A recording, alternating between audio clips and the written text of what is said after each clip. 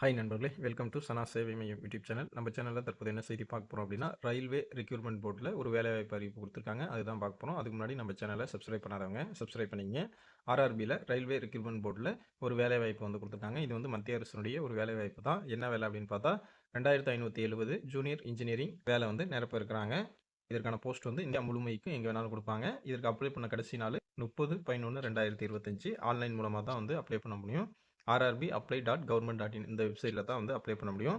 என்ன வேலை அப்படின்னு பார்த்தா junior engineer, depot material superintendent, அடுத்து கெமிக்கல் மெட்டலர்ஜிக்கல் அசிஸ்டன்ட் இந்த வேலை வந்து நிரப்புறாங்க. ஜூனியர் இன்ஜினியருக்கு 3 இயர்ஸ் டிப்ளமோ இன் இன்ஜினியரிங் வந்து படிச்சிருக்கணும். அதே போல் depot material superintendent 3 year diploma in engineering படிச்சிருக்கணும். கெமிக்கல் மெட்டலர்ஜிக்கல் அசிஸ்டன்ட் பேச்சுலர் டிகிரி வந்து சயின்ஸ் வித் பிசிக்ஸில் படிச்சிருக்கணும். கெமிஸ்ட்ரியில் மினிமம் 45% மார்க் வந்து எடுத்திருக்கணும்.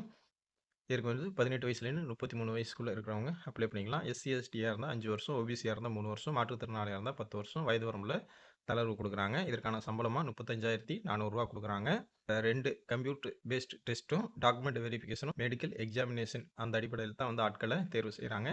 இதற்கு வந்து விண்ணப்ப கட்டணம் 250 வந்து செலுத்தணும். SC/ST ஃபீமேல் இந்த கேண்டிடேட் 250 செலுத்தணும். அதர் கேண்டிடேட் வந்து 400 செலுத்தணும். ஆன்லைன் மூலமாக தான் வந்து செலுத்தணும். இந்த வேலைக்கு அப்ளை பண்ணணும்னா rrbapply.government.in இந்த வெப்சைட்டில் 30/11/2025 அப்ளை பண்ணிக்கங்க. நன்றி.